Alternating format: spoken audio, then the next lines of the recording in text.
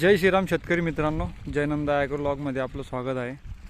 आज आपलं हे कांद्याचं बी पेरलं होतं आपण या क्षेत्रावर।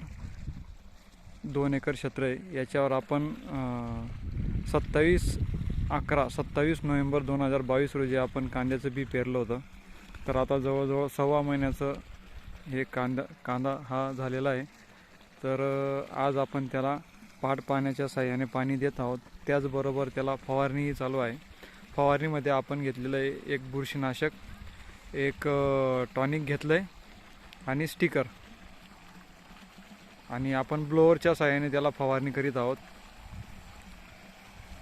त्यात तणही झालेलं दिसतंय। पाणी भरल्यानंतर आपण लागलीच त्याला तणनाशकाची फवारणी करणार आहोत।